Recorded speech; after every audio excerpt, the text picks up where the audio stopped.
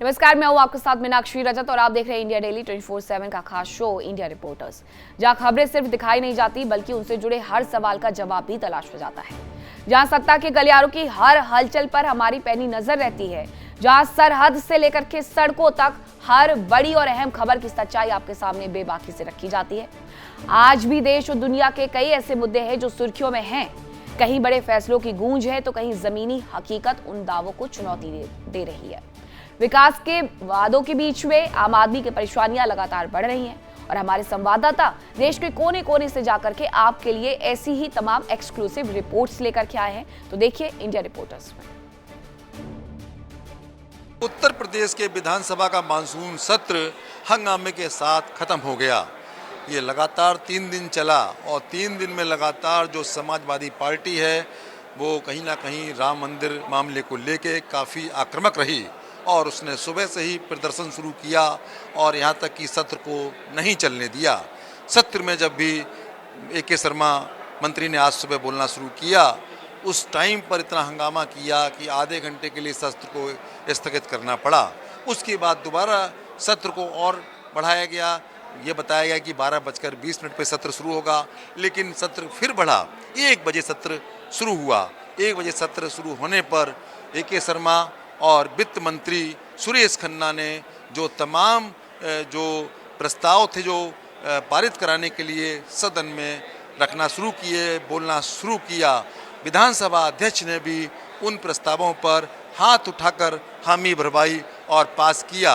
पास करने के बाद लगातार जो विधायक थे समाजवादी पार्टी के, कांग्रेस के, हो हल्ला करते रहे और उसी दौरान सत्र को ख़त्म कर दिया गया।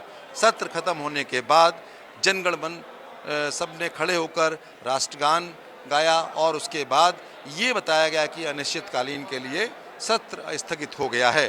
तो ऐसे में विधानसभा का सत्र अगर देखा जाए हंगामे की भेंट चढ़ गया और जो विधायक दूर दूर से आए थे, जिनको चर्चा करनी थी, अपने क्षेत्र के विकास की बात करनी थी, उन्होंने क्षेत्र के विकास की बात नहीं की और पूरे समय हंगामा करते रहे। इसकी वजह से और जो आम जनता के तमाम जो उनके जनोपयोगी जो उनके कार्य होते हैं कहीं ना कहीं रुके और साथ में जो चर्चा होनी चाहिए थी, जो आपस में जो चर्चा का आदान प्रदान होता है, वो इस बार सत्र में देखने को नहीं मिला। कैमरामैन सरबजीत के साथ सुशील कुमार तिवारी, इंडिया डेली 24/7 लखनऊ से। इस समय हम रघुनाथ मंदिर चौक पर मौजूद हैं। ठीक मेरे पीछे आप इस तरफ देखेंगे नेशनल कॉन्फ्रेंस यहाँ पर प्रोटेस्ट कर रही है क्योंकि आज ही के दिन धारा 370 और 35 को निरस्त किया गया था, जिसके बाद यहाँ पर आज नेशनल कॉन्फ्रेंस की तरफ से एक प्रोटेस्ट रखा गया और लगातार वो ये कह रहे हैं कि स्टेटहुड जो है वो वापस दिया जाए, हमें हमारी रियासत वापस दिया जाए। इसको लेकर लगातार लोग यहाँ पर जो है धरना प्रदर्शन पर आप देख सकते हैं। यहाँ पर नेशनल कॉन्फ्रेंस के कार्यकर्ता यहाँ पर जमीन पर बैठ चुके हैं और उसके साथ साथ यहाँ पर आप देखेंगे यहाँ पे लगातार चलिए सर, पहले हमें स्टेटहुड मिलेगी फिर हम 370 की लड़ाई लड़ेंगे, क्योंकि हम स्टेट बाय स्टेट चढ़ेंगे। हम अभी बोलेंगे 35 दे तो कहाँ से देंगे? जब हमें स्टेट ही नहीं मिल रही है तो हमें 35 कहाँ से मिलेगा? 370 का मुद्दा कोई हल नहीं हुआ। ये जब तक महाराजा हरि सिंह का नाम रहेगा तब तक स्टेट रहेगी, जब तक शेख अब्दुल्ला का नाम रहेगा तब तक ये 370 रहेगी। हमें स्टेट का दर्जा जल्द से जल्द बहाल करना है। लगातार एक तरफ स्टेटहुड की बात चल रही है, दूसरी तरफ 370 की बात चल रही है। क्या लगता है आपको दोनों चीजों पे आपका स्टैंड है या सिर्फ स्टेटहुड आपके लिए इम्पोर्टेंट है? हमारा दोनों चीजों के ऊपर स्टैंड है, पर पहले हमें स्टेटहुड चाहिए, फुल स्टेटहुड। जम्मू कश्मीर व लद्दाख जो इन्होंने 5 अगस्त 2019 को जम्मू कश्मीर के लोगों को घरों के अंदर बंद कर छीना था, वही स्टेटहुड। ये खाली नेशनल कॉन्फ्रेंस की डिमांड नहीं है, जम्मू कश्मीर के हर बच्चे की, हर नौजवान की, हर छीना था, वही स्टेटहुड। ये खाली नेशनल कॉन्फ्रेंस की डिमांड नहीं है, जम्मू कश्मीर के हर बच्चे की, हर नौजवान की, हर बुजुर्ग की डिमांड है। पर पूरा इस रघुनाथ मंदिर चौक के आसपास के इलाके में, ठीक यहाँ पर रघुनाथ मंदिर भी है, उसके बाहर ये लोग प्रदर्शन कर, उनका कहना है कि जब तक 370 वापस नहीं मिलेगी ये लोग सरकार के खिलाफ इसी तरह से प्रदर्शन करते रहेंगे। जो लोग ये सोचते हैं वो गलत सोचते हैं। नेशनल कॉन्फ्रेंस का मौक़िफ़ है कि हम 370 की वापसी के लिए हर मुमकिन कोशिश करेंगे। सरकार के खिलाफ इसी तरह से प्रदर्शन करते रहेंगे और 5 अगस्त 2019 को जिस दिन 370 और 35 को निरस्त कर दिया गया था, उस दिन ही यहाँ पर, उसके बाद यहाँ पर यूटी बनाई गई और अब यहाँ पर स्टेट हुड के लिए आज इन्होंने मोर्चा खोल दिया और आज के दिन को ये ब्लैक डे के रूप में यहाँ पर धरना देकर मना रहे हैं। कैमरामैन के साथ विकास अबूर, इंडिया डेली 24/7 के लिए जम्मू से। प्रधानमंत्री नरेंद्र मोदी की वीडियो को सोशल मीडिया से हटाने का मामला अब तुल पकड़ता नजर आ रहा है और इसी के साथ अब परेशानी जो है वो मेटा की बढ़ गई है। बीते दिनों मेटा के भारत के जो प्रबंधक हैं उन्होंने गृह मंत्री से मुलाकात की थी, गृह सचिव से मुलाकात की थी और बताया था कि प्रधानमंत्री ने जो रात को 12 बजे वीडियो अपलोड किया था वो टेक्निकल ग्लिच की वजह से डिलीट कर दिया गया था और सुबह 5 बजे उसे फिर से रिस्टोर कर दिया गया था।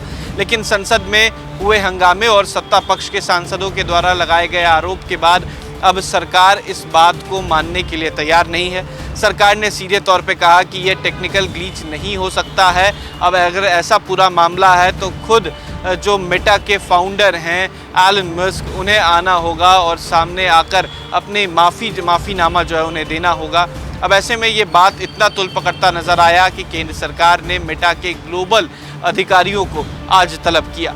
आज यानी कि 5 अगस्त और 6 अगस्त को मेटा के जो ग्लोबल अधिकारी हैं उनके वो यहाँ पर पहुँचे हुए हैं और करीब 12:30 बजे से बैठक जो है वो गृह मंत्री और गृह सचिव के साथ की गई है। सीधे तौर पे मेटा को ये कहा गया कि जो वीडियो प्रधानमंत्री का अपलोड किया गया था उसे किस तरीके से डिलीट किया गया, क्या उसके पीछे कारण थे, कारण बताने के लिए कहा गया। जो मेटा के मालिक हैं, जो फाउंडर हैं, वो सार्वजनिक माफ़ी नहीं मांगते हैं तो मेटा के ऊपर कार्रवाई की जाएगी और यहाँ जो ग्लोबल हब बनाया गया है उसे हटा दिया जाएगा और जो सोशल मीडिया एक्ट है उसके तहत उनके ऊपर कार्रवाई की जाएगी। देखिए, पूरा मामला प्रधानमंत्री के वीडियो को हटाने को लेकर है और साथ ही साथ महिला सुरक्षा पर भी AI और तमाम अलग अलग जो सेक्सुअल कंटेंट डाले जाते हैं मेटा पर, फेसबुक पर, एक्स पे, तमाम जगहों पर, उसको लेकर अब कहीं ना कहीं केंद्र सरकार जो है वो पूरी तरीके से सजग है। 2 बड़ी बैठक जो है वो मेटा के अधिकारियों के साथ की गई है। एक बैठक पहले की गई थी और एक बैठक आज 5 अगस्त और 6 अगस्त को की जा रही है। जो 5 अगस्त को बैठक है उसके लिए निर्धारित समय जो था वो 12:30 बजे से था और 1:15 तक ये बैठक चलनी थी, यानी कि 45 मिनट तक ये बैठक चली है, जहाँ पर खुद मेटा के जो ग्लोबल अधिकारी हैं, ऑफिसर्स हैं, वो भारत पहुंचे हुए थे और उनकी मुलाकात खुद गृह मंत्री अमित शाह और गृह सचिव से हुई है। सवाल जो है वो खड़ा हुआ, उसको लेकर मेटा क्या जवाब देता है, इस पर बात चली है। 2 दिनों की ये बात है, जहां पर आज जो टेक्निकल ग्लिच को लेकर बात हुई है और कल ये माना जा रहा है कि आम जनता से संबंधित जो परेशानियां हैं और ख़ास तौर पर सेक्सुअल कंटेंट और वुमेन एम्पावरमेंट और वुमेन सिक्योरिटी को लेकर जो बातें हैं वो भी मेटा के ग्लोबल अधिकारियों से गृह मंत्री और गृह सचिव करेंगे। वीडियो जर्नलिस्ट कमल सिंह के साथ उत्कर्ष, इंडिया डेली, दिल्ली। भारत में बड़े और गंभीर अपराधों को अंजाम देकर विदेश भागने वाले भगौड़ों की अब खैर नहीं है। भारत सरकार ने ऐसे भगौड़ों पर शिकंजा कस दिया है और लगातार इस शिकंजे की पकड़ बढ़ती जा रही है। बात की जाए इन भगौड़ों की तो इन भगौड़ों में गैंगस्टर्स, फाइनेंशियल फ्रॉड, हत्यारे, हत्या की कोशिश, पॉक्सो और ड्रग तस्करी वाले लोग शामिल हैं। अगर बात कर ली जाए इन भगौड़ों की तो इन भगौड़ों ने ये सोचा था कि भारत में तमाम अपराधों को वो आसानी से विदेश की धरती पर बैठकर अंजाम देते रहेंगे और उनका कोई कुछ नहीं बिगाड़ सकता। लेकिन एक आंकड़ों पे अगर गौर किया जाए तो उन भगौड़ों की तमाम जो सोच थी उस पर भारत सरकार ने पानी फेर दिया है। एक आंकड़ों के मुताबिक साल 2019 से 2026 यानी 8 सालों में भारत सरकार ने विदेशों से तकरीबन 274 भगौड़ों को एक्स्ट्राडिशन करवा के भारत वापस लाए हैं और उनको कानून के सामने पेश किया है। वहीं अगर बात कर ली जाए रेड कॉर्नर नोटिस की तो रेड कॉर्नर नोटिसों में भी बहुत ज़्यादा इजाफा हुआ है। पहले की अगर बात कर ली जाए तो साल 2004 से लेकर 2018 तक हर साल तकरीबन 4 भगौड़ों को वापस भारत लाया जा सकता था, लेकिन अब इनकी संख्या कई गुना बढ़ चुकी है। बात की जाए रेड कॉर्नर नोटिस की तो साल 2022 में 40 रेड कॉर्नर नोटिस जारी किए गए थे। साल 2023 में इनकी संख्या बढ़कर 100 हो गई। साल 2024 में संख्या और बढ़ी, 107 हो गए। साल 2025 में इनकी संख्या 112 हो गई और साल 2026 में जुलाई तक ये 150 से ज्यादा इनकी संख्या हो चुकी है। पहले की अगर बात कर लिया तो पहले इस तरीके का समन्वय, इस तरीके की कूटनीति और इस तरीके की विदेशों की एजेंसियों के साथ समन्वय में जो काफ़ी कमी थी। यही कारण था कि हर साल तकरीबन 4 जो है लोगों को एक्स्ट्राडिशन यानी डिपोर्ट करवाकर भारत लाया जा रहा था। वहीं अब इनकी संख्या कई ज़्यादा हो गई है, रेड कॉर्नर नोटिसों की संख्या बहुत ज़्यादा हो चुकी है और अब भारत की पूरी कोशिश है कि गोल्डी बराड़, रोहित गुदारा और तमाम दूसरे अपराधियों को एक्स्ट्राडिशन करवा के कूटनीति के जरिए रेड कॉर्नर नोटिस जारी करवा के भारत लाया जा सके। और इसका सबसे बड़ा उदाहरण है पाकिस्तान का गैंगस्टर शहजाद भट्टी, क्योंकि शहजाद भट्टी ने कुछ समय पहले एक वीडियो जारी कर साफ तौर पर यह कहा था कि भारत ने उसके खिलाफ रेड कॉर्नर नोटिस जारी करवा दिया है, जिसके चलते वो अपने सदस्य देशों से ऐसे अपराधियों तक या ये कहा जाए शहजाद भट्टी के गिरफ्तार तक पहुंचने में आसानी होगी। ये जो है कदम जब भारत की तरफ से उठाया गया तो शहजाद भट्टी कहीं ना कहीं बौखला गया।